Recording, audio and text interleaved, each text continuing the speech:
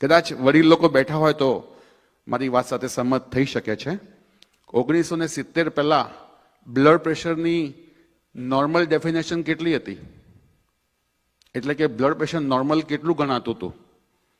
તો કે 180/110 એ normal blood pressure ગણાતું હતું. પછી ફાર્મસીઓની દવાઓ નથી વેચાતી એટલે ઇન્સ્યોરન્સ કંપનીવાળાને એપ્રોચ કર્યો અને એમ કરતા કરતા બ્લડ પ્રેશર ઘટતું અત્યારે 120/80 આવી ગયું છે. હવે એ લોકો પાસે કોઈ રસ્તો નથી, નહીં તો હજુ પણ ઘટાડી શકે એ લોકો. શુગર કેટલું હતું 1990 સુધીમાં? શુગર નોર્મલ લેવલ કેટલું હતું? તો કે જમ્યા પછીનું 180 ને ભૂખ્યા પેટનું લગભગ 130-40ની આસપાસ. તો એમાં પણ એવી રીતના જ થયું. તો મારું કહેવું એવું છે કે રોગોથી નહીં પરંતુ ડાક્ટરોથી સાવધાન, એ મારું સૂત્ર છે.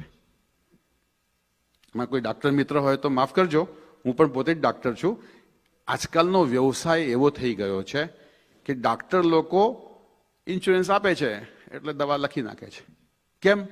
તો કે ઘણી બધી વર્લ્ડમાં એટલી મોટી મોટી ફાર્મસીઓ છે જે ડાક્ટરોને ટાર્ગેટ આપે છે કે જો તમારા ગ્રુપ વાળા આખા વર્ષમાં આટલી બ્લડ પ્રેશરની લખશે કે આટલી ડાયાબિટીસની દવા લખશે કે થાઇરોઇડની લખશે તો તમારી ફેમિલીને યુરોપની 15 દિવસની ટ્રીપ મળશે અથવા 55 ઇંચનું ટીવી મળશે અથવા ફલાણી કાર મળશે, એવા પ્રલોભનો આપે છે. ઘણી વખત તો આપણે એના શિકાર બનતા આવીએ છીએ. અને એટલે જ સ્વામી રામચંદ્ર પરમહંસે વર્ષો પહેલા એવું લખ્યું છે કે ડાક્ટરો અને વકીલો ભાગ્યે જ સ્વર્ગમાં જઈ શકે. તો આ બધું થોડુંક જાણશું તો આપણે ઘણી વખતે શું છે, જેમ હમણાં સ્વામીએ કીધું કે બધું માનસિક સ્ટ્રેસથી વધે છે અને તદ્દન સાચું છે. શિકાગો યુનિવર્સિટીના રિસર્ચ પ્રમાણે હું એવું કહી શકું કે 92% જે પ્રોબ્લેમ છે એ ફક્ત આપણી આંખની આ કીકી છે ને, આ આઈબ્રોઝ, એની ઉપર છે. 92% પ્રોબ્લેમ્સ. બાકી આ આઈબ્રોની નીચે કેટલા ટકા? ફક્ત 8% પ્રોબ્લેમ છે. તમને એવી ખબર પડે કે મારે આવતીકાલે બ્લડ પ્રેશર કે બાયોપ્સી કરવાનું ડોક્ટરે કહ્યું છે, તમે જોજો. તો એના માટે કોઈ તત્વચિંતક એવું કહ્યું છે કે સામાન્ય વ્યક્તિ લેબોરેટરીમાં જાય, એક સામાન્ય વ્યક્તિ લેબોરેટરીમાં જાય અને દર્દી થઈને બહાર પડે. એનો મતલબ શું થયો કે આપણે બધું જ મગજથી વિચારીએ છીએ અને મગજથી વિચારવાથી તમારું બ્લડ પ્રેશર પણ વધી જશે, તમારા સાયકોસોમેટિક જેટલા પણ ડિસઓર્ડર્સ છે એ બધામાં વધારો થશે. એક એનું બીજું ઉદાહરણ આપું. મારી પાસે ઇન્ડિયામાં નડિયાદમાં એક સાઉથ ઇન્ડિયન કપલ આવ્યું હતું જે ગવર્મેન્ટમાં હતા, જોબ કરતા હતા. અને એમના વાઈફ, મને ડાઉટ લાગ્યો એટલે મેં કીધું બેન તમે આટલું કરાવી લેજો રિપોર્ટમાં. રિપોર્ટ કરાયો હશે ને ખબર કોઈ કારણસર નહીં આવી શક્યા હોય, એમના હસબન્ડની કંઈક ટ્રાન્સફર થઈ ગઈ હશે. લગભગ 2.5 વર્ષે પાછા આવ્યા હશે મળવા માટે. મને રિપોર્ટ દેખાડ્યો. મેં કહ્યું આમાં તો ડાયાબિટીસ છે. 2.5 વર્ષ સુધી એમને કોઈ પ્રોબ્લેમ નહોતો. જેવું જાણ્યું કે મને ડાયાબિટીસ આવ્યો છે ત્યારથી એમને થોડાક વખતમાં એમના બ્લડ પ્રેશર બી આવી ગયું ને ઘણી બધી પ્રોબ્લેમ એ શરૂ થઈ ગઈ. એટલે જાણવાથી ઘણી વખતે, હું એવું નથી કહેવા માંગતો કે તમે પોતાના રિપોર્ટ્સ રેગ્યુલરલી ન કઢાવો, એ લોકોની ફોર્માલિટી છે ડોક્ટરોની, એ કરવી જ પડે, નહીં તો તમે કોઈના પર શું કરી દો. પણ આનાથી સાઈડ ઇફેક્ટ્સ પણ ઘણી બધી છે અને પોસ્ટ ઇફેક્ટ પણ ઘણી બધી છે. તો ચાલો આપણે પેલા 4 સૂત્રો જોઈ લઈશું. જો આ 4 સૂત્ર જે વ્યક્તિ નિયમિતપણે 90 દિવસ એટલે કે 3 મહિના સુધી ફોલો કરશે, તો હું આ બોલી રહ્યો છું, રેકોર્ડિંગ થઈ રહ્યું છે, તમે લખી શકો છો કે એમાં ચોક્કસપણે દવાઓમાં ઘટાડો થઈ શકશે અથવા દવા બંધ પણ થઈ શકશે જો એને 100% ફોલો કરશો તો. વૈદ તમને કોઈ ચમત્કાર નથી કરવાનો કે ઓવરનાઇટ તમને બધું સારું થઈ જાય. એના માટે એની પ્રોસેસ છે, એનો સમયગાળો છે, એ તો લેશે જ. એટલે શ્રદ્ધા, ધીરજ અને 3જા નંબરે બહુ જ મહત્વનું કહ્યું છે ભગવાન ધન્વંતરીએ કે તપશ્ચર્યા કરાવવી પડશે. તપશ્ચર્યા એટલે એવું કે હું તમને એક હું તો અનુભવથી તમને કહી રહ્યો છું. કાંતિભાઈ પટેલ નામ છે, ચકલાસીના મૂળ વતની છે અને મહારાષ્ટ્રમાં ચંદ્રપુરના ગામમાં એમનો બહુ મોટો તમાકુનો બિઝનેસ, બધા તમાકુના પાઉચ બનાવીને વેચતા હોય છે ને બધા, એવો એમનો કંઈ વ્યવસાય. હવે એ મારે આ શબ્દ એટલે વાપરવું પડે કે તમને ખ્યાલ આવે કે જે લોકો દારૂ બહુ પીવે ને એ લોકોનું લીવર ખતમ થઈ જાય, એટલે સિરોસિસ નામનો રોગ. હવે સિરોસિસ થઈ ગયું એટલે એમને તો અમદાવાદમાં ને એપોલોમાં ને બધી ઘણી ઘણી જગ્યાએ એમને બોમ્બે સુધી પણ દેખાડ્યું અને કહે છે સાહેબ આમાં રસ્તો એક જ છે કે લીવર ટ્રાન્સપ્લાન્ટ કરાવવું પડે. અને એ વખતે હું 2013ની વાત કરું છું, તો એ વખતે લીવર ટ્રાન્સપ્લાન્ટ નવું આવ્યું હતું સર્જરીમાં, એટલે લીવર ટ્રાન્સપ્લાન્ટનો ખર્ચો ઇન્ડિયામાં એ વખત 40-50 લાખની આસપાસ થતો હતો અને એમાંય સક્સેસ રેશિયો બહુ ઓછો હતો. અત્યારે બી ઓછો જ છે, તમે જોઈ શકો છો ગૂગલ પર કે લીવર ટ્રાન્સપ્લાન્ટનો સક્સેસ રેશિયો કેટલો છે. એનીવે હું મારું એ વખતે ઇન્ડિયામાં જવું અને મારા પૂજ્ય દાદાજીનું લીવર પર ઘણું રિસર્ચ હતું એટલે એ લોકો જાણીને મારી બાજુ આવ્યા હતા ને બધી જે શું કહેવાય કાઉન્સેલિંગ કર્યું. હવે હું તપશ્ચર્યા કેમ શબ્દ બોલું છું ને આ ઉદાહરણ કેમ આપું છું કે મેં એમને કીધું કે તમારે તપશ્ચર્યા કરવી હોય તો આ રોગ સારો થઈ શકે એમ છે. આટલું મોટું પેટ, એમને અઠવાડિયે કાણું પાડીને પાણી કઢાવવું પડતું હતું 3-3, 5-5 લીટર જેટલું, અને ઇન્ફેક્શન થતા હતા. એટલે આમ તો 15 દિવસના એ મહેમાન હતા એવું ડૉક્ટરનું કહેવું હતું. મેં એમને કીધું તપશ્ચર્યા કરવાની તૈયારી છે? હા, કારણ કે બધી હોપ પતી ગઈ હતી. હવે તમને તપશ્ચર્યાનો એક એક્ઝામ્પલ આપું. મેં એમને કીધું 6 મહિના સુધી તમારા મોઢામાં પાણી ન જવું જોઈએ અને અન્નનો કોઈ દાણો ન જવો જોઈએ. તૈયારી છે? તો પહેલા તો ગભરાયા.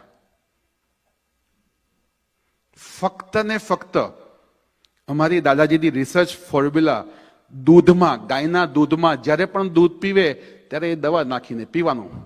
ભૂખ લાગે તોય દૂધ પીવાનું ગાયનું, અને તરસ લાગે તોય પણ ગાયનું દૂધ જ પીવાનું. સાહેબ એમને એવો ચમત્કાર થયો, તમે આજે પણ હું નંબર આપી શકો, તમે પૂછી શકો. આજે બધી દુનિયા ફરે છે, મજાથી ખાઈ પીને મજા કરે છે. 3 વર્ષ સુધી મેં એમને ટ્રીટમેન્ટ આપી. અત્યારે બીજી ટ્રીટમેન્ટ આપું છું ડાયાબિટીસની, પણ લીવરના કોઈ પ્રોબ્લેમ નથી. એ પછી તો કેટલાય લીવરના આવા બધા પેશન્ટો. આમાં શું છે કે સાચી માહિતી નથી મળતી. હવે એમને પણ કહું છું, જે લોકોને ઇન્ડિયામાં તમારી ઓળખાણ હોય અને જે લોકોને દારૂની ટેવથી લીવર બગડી ગયું હોય અથવા બીજા કોઈ કારણથી લીવર બગડી ગયું હોય, કૃપા કરીને એમને એવું કહેજો ટ્રાન્સપ્લાન્ટ ના કરાવતા. હું જાહેરાત નથી કરી રહ્યો, પણ હું કોઈ ગરીબોની મદદ કરવા આવ્યો છું કે કદાચ તમારા ગામમાં કોઈ ઓળખતું હોય ઇન્ડિયામાં તો બહુ નજીવા ખર્ચામાં સારું થઈ જાય છે. આમાં લાખોનો ખર્ચો નથી થતો. અને એ થયા પછી પણ, ટ્રાન્સપ્લાન્ટ કરાયા પછી પણ 10માંથી 3 જ વ્યક્તિ બચે છે. અને જે બચે છે એમને આખી જિંદગી 20,000 રૂપિયા દર મહિનાનો ખર્ચો છે. એન્ટીબાયોટિક ખાવી પડે આખી જિંદગી. હવે વાત ક્યાં છે કે જે લોકો 60થી નીચેના છે એ લોકો કાલથી પ્રયત્ન કરશે. જે લોકો 4 ગ્લાસ પી શકતા હોય તો 4 ગ્લાસ, નહીં તો શરૂઆત 2 ગ્લાસથી તો કરજો જ. 2 ગ્લાસ ધીરે ધીરે અઠવાડિયામાં 3 ગ્લાસ કરજો, પછી ત્રીજા અઠવાડિયે 4 ગ્લાસ સુધી આવી જજો. જે લોકો 60ની નીચે છે. અને પાણી બહુ ગરમ પણ ના હોવું જોઈએ, નવશેકું પાણી, લુકવમ. બેસીને 4 ગ્લાસ, એક શ્વાસમાં 1 ગ્લાસ પીવાનો છે.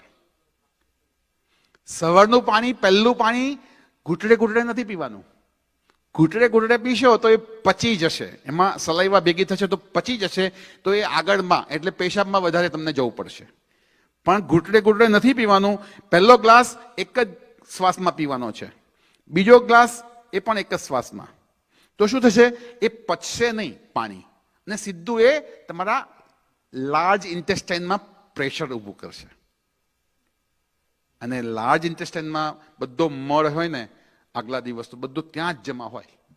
તો ત્યાં પ્રેશર આપવા માટે આપણે એક શ્વાસમાં જ પાણી પીવાના છે. 2 થી 3, 3 થી 4. જે લોકો 60થી નીચે છે, 60થી ઉપરવાળા છે, એ લોકો 3 ગ્લાસ પીશે. શરૂઆત 1.5 ગ્લાસથી કરજો, જે લોકો 60થી ઉપરવાળા છે. તમારા 50% તો પ્રોબ્લેમ કે આયુર્વેદમાં એવું કહે છે કે જિસકા પેટ સાફ ઉસકા સબ કુછ માફ.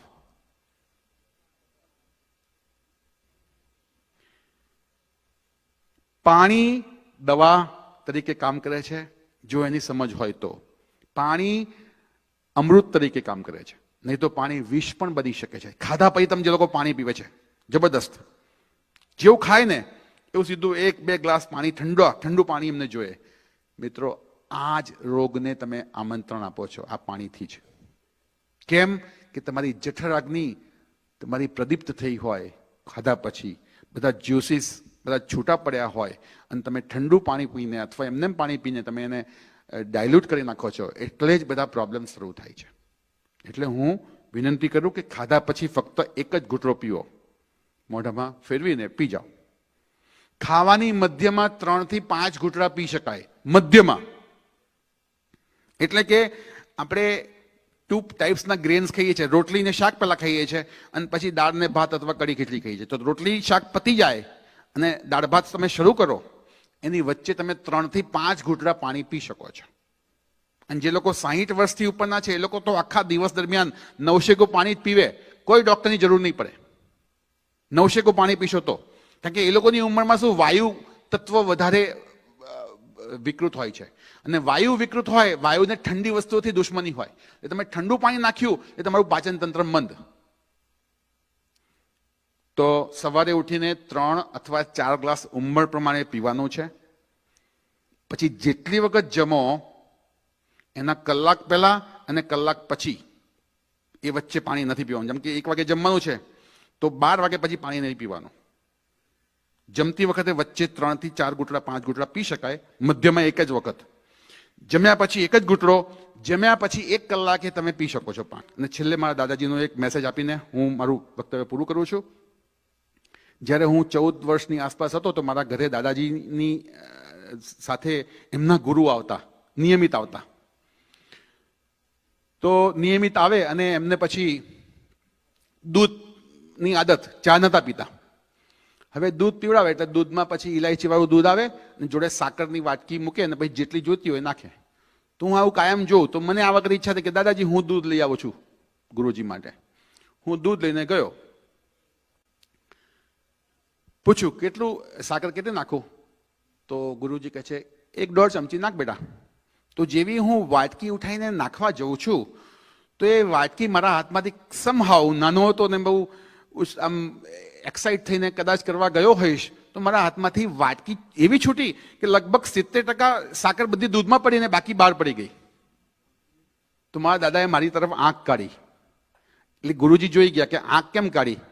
તો કે તમે 1-1.5 ચમચી કીધી એને આખી લગભગ અડધી પોણી વાટકી અંદર નાખી દીધી. તો કે નાખી દીધી એનો મતલબ એ થયો કે દૂધ ગળ્યું થઈ ગયું? જ્યાં સુધી હું એ ચમચી લઈને હું એને હલાવીશ નહીં ત્યાં સુધી દૂધ મોડું જ રહેશે.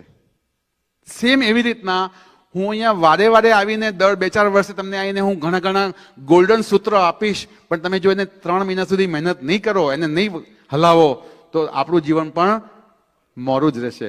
એટલે આશા રાખું કે બીજી વાર આવું તો તમે બધા અનુભવમાં હશો. જય સ્વામિનારાયણ. અને અહીંથી જતી વખતે મારા ફ્લાયર છે, ફ્લાયર લઈને જજો. તમને ભવિષ્યમાં કંઈ પ્રશ્ન પૂછવા હોય ઓનલાઈનથી કે ફોનથી તો તમે વેલકમ છો.